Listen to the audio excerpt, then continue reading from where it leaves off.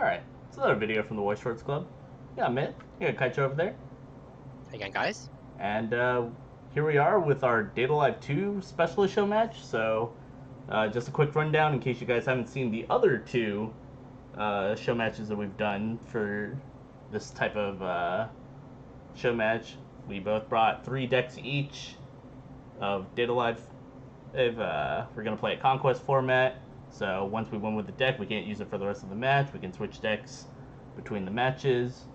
We needed to use different climaxes, like this. This is the third time. I feel like if I need to explain it the third time in the row, I'll just leave the slide up right about now.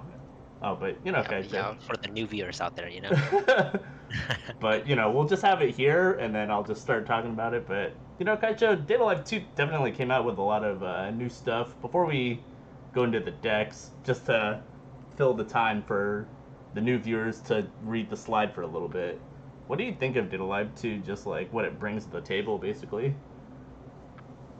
Yeah, I think set looks pretty cool. A lot of fun new combos. I don't personally own the set, so for this show match, I'm just be playing a lot of old combo stuff. But I think it does open up the pool for your finishers. You don't have to keep playing Kurumi with the standby. There are good events in the new set that you can combo with the Go 3 combo from first set, so you can use that effect. So a lot of good finishers. Overall, just a lot of cool new cards. Yep. And then, kind of building on what Kaichou said, Data Life 2 is pretty good as a standalone, but it's also pretty good at supporting a lot of the older decks that Set 1 used to have. So, kind of the recurring theme that you're going to see here is that on my side, you're going to see like almost entirely brand new combos, brand new strategies being used. And then Kaichou's kind of taking a look at some of his more favorite stuff, looking at a couple of the old reliables from what first set used to pack, and then kind of modernizing it with a couple of the new options. But let's go into a couple of the best example of that. So, first deck that Kaichou and I brought. Kaichou, you brought out Old Reliable, Yield 8 Standby. Yeah, Uh, I brought 8 standby. It's not broken, don't fix it. But the deck did get hit by the ban list. Twice. Yeah, like twice. Kurumi was, or initially we just lost like the 1-1 and the 1-0. But then after it got hit again, Kurumi got the combo 32 got hit to 2, and then we lost also the Fuse Swapper and the Brainstorm on the list too. So definitely lost a little bit of mid game there. Kurumi being at 2 does hurt a little bit, but technically you only need 2 to go off because standby decks don't get to 3, and when they get to 3, your opponents are like probably dead or almost dead. With that, people were adapting with playing 4 copies or 4 copies of the Ice Steel Kurumi in place of the Terrible Spirit Kurumi. That's what it's called in English. Yeah, with that combo, it just has more healers. With the new set, I basically took the shell, and then I chose to run the Yoshino Fuse Swapper as my choice. I just think having the Fuse Swapper mid game is really good in general. I also because the new Miku 00 at the bottom there, it's basically a budged Ichika Brainstormer from Quince. It's not really a Brainstormer, but it's a pay 1 tap 2, you can mill 3 and draw 1. And then she also has to pay 1 crack herself to check or add a character. I believe that was enough mill and enough plussing, because sometimes you just need to get a card for hand encore. So brainstorming is like nice, but not really necessary to sacrifice the feud encore or feud swap, which can help me with more situations where I can like just change my feud around and force my opponent to be in awkward situations. Which you can also see with my 1-1 splits. I play both the 7-5 hand encore and the 1-1 can be reverse. So if I have 3 of these 1-1s on the board, opponent's gonna have a little hard time trying to see which one to deal with. If I also hit a standby and have a 2-2 in the back, that just opens up more possibilities. And the idea of the deck is pretty similar to Niji. That's how I played with it, more for the offensive style. We have the new 2-2 Kudmi that has Twin Drive, but it's only 9.5, still has Hand on Core. The Code 3 1.0 with the Sword Trigger, it's the same as the Eye. When you trigger Sword Trigger, you can give 2k to, anywhere. So we definitely don't have a lot of Twin Drives in the standby, but I think with the amount of Sword Triggers, I'm playing 29 Sword Triggers. It's a little more than Niji, but they have more Twin Drives. So just to compensate for not having Twin Drive, I play more Sword Triggers. And yeah, that was basically the idea of the deck. And then to help make up for the Brainstorm being on the list, you also get to use the new Amagi that came out in set 2, so now you're pretty much getting a plus every time you throw down the standby. So, pretty good stuff. Yeah, pretty good. And you open the slot from the Miku, so it's always nice.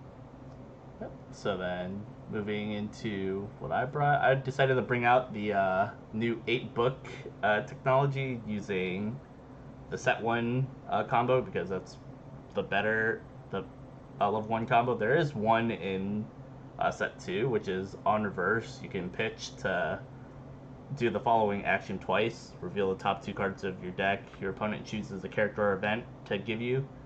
I think that having the mill and being a lot stronger on the defensive end is pretty good, considering that I also play the Toka Brainstormer as my banless choice in this deck. So the idea is that kind of the mid game, I'm trying to like kind of recurse the Toka combo, and if I don't have the Toka combo or the book, I'm using like the Kudami 1-0 that gives me 3 different top checks. I'm using some of the other utility zeros in order to help kind of get me along in my deck, and then the main parts of the book support being the level 1, which when I trigger a book, I can pay 1 to get to turn my book into a gate basically, so then I can get access to my entire waiting room, and then the Brainstorm Toka from set 2, which is pay 2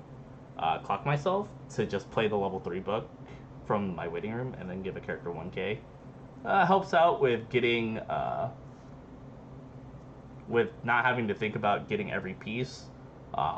The way that I built this deck, and as Kaichou can attest from some of the games that we've played, it's super easy to just consistently find like 2 copies of Toka and then just slap the book down. There's so many different ways to get access to all those pieces with the book support, with some of the new top end and that we got. So a lot of really good stuff actually.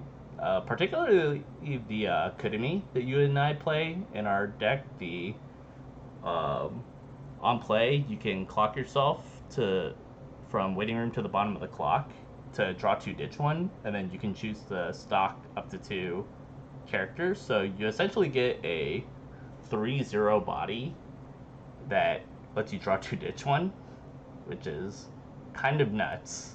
I'm gonna be Yeah, honest clock with you. yourself for plus, basically. Yep.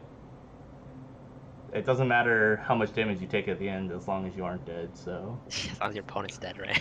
Yep. Yeah. But it's a pretty fun deck, and hopefully we'll get to show off a little bit of that. Moving on to another of the decks that we brought. So, Kaichou, you gotta bring out the Choice Gold Bar, which is kind of a callback to back in the day when we were first testing out Data Live Volume 1. I believe this is like, that was the 2 combos that I ran, but not the way that you ended up playing it. And then you also added a bunch more of the supporting cards from set 2 to help make it a lot more consistent. Yeah, so with first set, there are only so many combos I can play. I definitely wanted to play Code 3 level 1 combo because that combo is just nuts. So I was just thinking a way to play Code 3. And then because of that, I gotta think of events I want to play. So then I also wanted to play the new my little Shiro event. The new Shiro event's 2-0, same tap condition. You can pay 1 to burn 1, or you can salvage a character, or you can send it to stock and give a character 3k. So basically, I just wanted to play that with my Yoshino top end. Since it's the 2-0, it basically acts as additional copies of your Yoshino in the mid game if you have it in your stock somehow, or if you mill it out. So just more copies of that is good. And then it also acts as an extra stock if you have the Yoshino but don't have the stock. So it's just similar to the idea of playing Bang Tree with the Change the Word event. Except Change the Word's a little better because it searches the character instead of salvages, but gotta make do. So we basically just try to play Gold 3 combo, get as many like cards as possible. Our hand basically just needs to be Yoshino or the My Little Shido event, uh, and then Gold Bar. So we don't really need much. Uh, as long as we're just sculpting for one of these pieces. Our choice trigger helps us get 3-2, and so we just have a lot of card advantage from Gold 3 combo itself. So that's why I'm just playing cards to get the other pieces, like the new Yosh or the new Origami drop search on attack, and then like the Miku Zero So, which is also Ron PR. You can check 3 ad.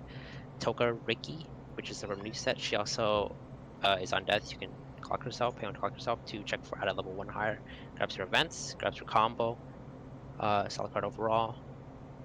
And since I'm playing Nixel, a better event to just combo with it is playing the Nexo event, Basic Realizer. So basically, we're just stacking Nexos level 2, and then if we somehow reach level 3, we're just stacking more Nexos. And that's basically the idea. We also have the new 1-1 Origami that gives -1 cost to the Basic Realizer. So basically, in the late game, you can have like a 3-2, 3-1 Basic Realizer if you have 2. And your Yoshinos will be 11k because Origami also is a level assist. And if she swaps, she gets another 2k. So a lot of just neat things to like move the board around and then assign your Nixo that way. Yep. And then over on my side, I decided to bring out the new 8-win deck, playing around Kaguya and Yuzuru. So, uh, kind of the core part of the package is all about the 2-1 Kaguya, which is on play. You can pay one, ditch one to call out either of the level 3 is. So you're either getting your level 3 combo, which is on attack Mocha with free twin drive, similar to the Mammy from Rental Girlfriend, and then you also have the assist in the back, which stops you from using the wind to bounce the card to the opponent's hand, but instead you can wind it to the top of the opponent's deck, which is sometimes it comes through, sometimes it doesn't. You never know. But being able to call it either of them with your 2-1, as well as it being an Adachi, so pretty useful stuff. Um, you have a few other packages of revolving around the wind. So like you have the Brainstormer that gives power to the level 1 Yuzuru, gives you the ability to top check ad at level 1s or higher, or whenever you slam down the wind. Good card to go along with your on reverse salvage on your level 1 wind. And yeah, so I kind of built this deck around trying to do all these recursion loops.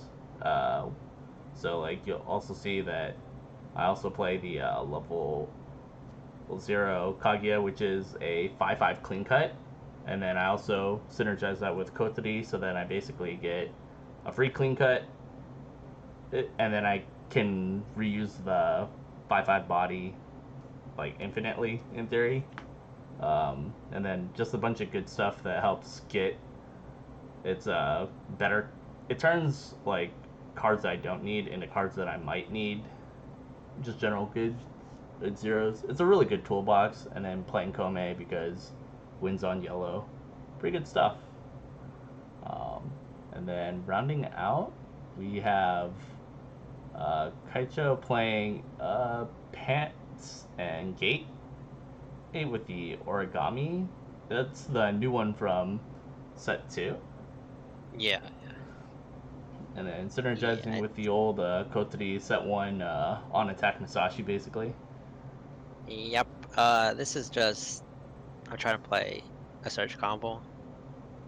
or the combos left that I have is like I play Toka Book or Origami Stock. So there's also a new pants combo or new book combo from the new set. That There's one's a also little the suck. Stock Soul level 3 kick W. Yeah. So this Origami is overall just a good card. I think definitely a little bit smaller, but it's basically single lane fever search. Pretty good card overall. You're able to get multiples off in the mid game. My zero game is we're just sitting on 4K walls, and then using our new Toka 00 that's anti-runner bottom deck bomb, just to end any threats. At the other game plan. A level 1 game, we just play combo. We have bombs to answer opponent's board. It's pretty generic game plan. A few counters here and there, just to have it. But and then for level 2, I just play a bunch of anti-change, free match counter. So the anti-change code 3, the new one, it's a regular bomb, and it also has on play you can pitch a character to blank your opponent's character to the end of the Encore step, which basically can open up a lane for your pseudo fever combo. So basically, you ditch one to get one, and then do some more damage because it's a direct lane. Yep. Pretty nice synergy there. Top end isn't really anything too exciting.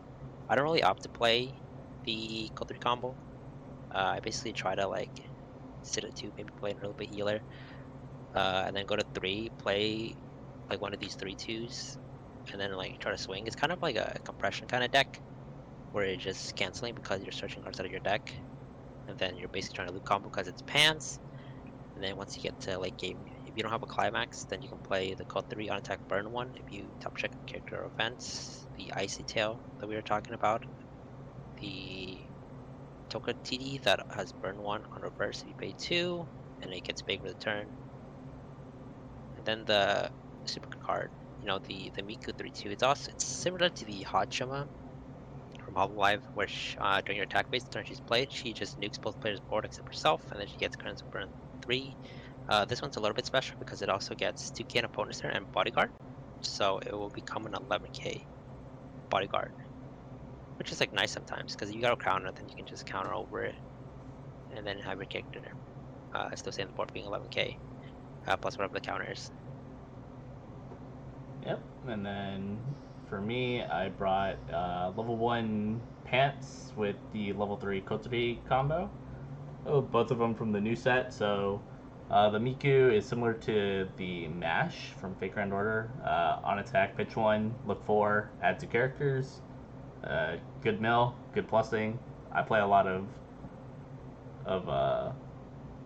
toolboxy zeros in this deck as well, just trying to auto adjust to get good stuff.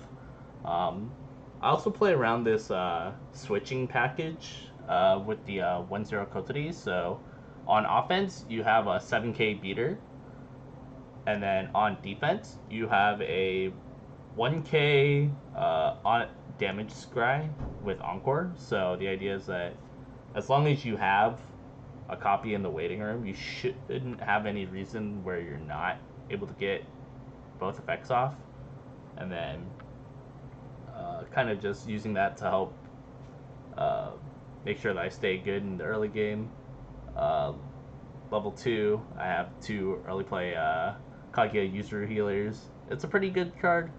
Uh, Early play for more or classic. You can accept. You can either choose to heal or burn one, but if you pitch 2 cards, you get to do both. Sometimes it comes in handy. Sometimes it's not something that people will actively go for. It'll usually depend on what deck state, game state they're at, but there will be an occasion where I imagine pitching 2 to get a heal 1 and a burn 1 will come through, and then Kotori combo on attack, pay 2 ditch 1, either burn 1 twice or burn 4. I'm either Gochi or I'm Sinon, so just a good. It's a pretty linear deck. It's just get maintain value, maintain advantage until you get to level 3, at which point you go for a kill. Well, most of the time, you have a few other options to help you out. Oh, the Miku, like I said, like Kaichou said, uh, in case you like get to the end and you just don't have any way of fielding a bunch of characters, you just slap down the Miku and you just tell your opponent, break my board, and sometimes they do. The uh, best top deck card. yeah, you ever seen Deathwing from Hearthstone? It's like that. But Yeah. yeah, so uh, there's there's a lot of really good cards. Like I just said, there's definitely a lot of really solid stuff, a lot of interesting strategies. And the show match, I mean, Kaichou, I don't know how much you went through it, but like at the time that we're recording this is about 1 day since we both got our cards. So we literally like built the deck, and then the first thing we did was play against each other with them. So like we didn't theory craft all the way. Like we had an idea of what we wanted to do, but we didn't have it all fleshed out. Yeah, similar to the first time we did with set 1, the best of 5. Actually, Or best it no, was best of 7 actually. it was best of 7. We didn't record it because we. Because we weren't channel back in the day. But that was back in the day. Well, no, that was back during the Ronin time, so we didn't bother with recording at the time. Yeah. So, but now, trying to do some content, play some games basically during COVID, still COVID times. It's, So it's still COVID. he's still COVID by the time Down 2 came out. So unfortunate, but that's what webcams are for. Yep. But yeah, there's definitely a lot of good stuff. Hope you guys enjoy the games, and until then, stick around for game 1, guys. Laters.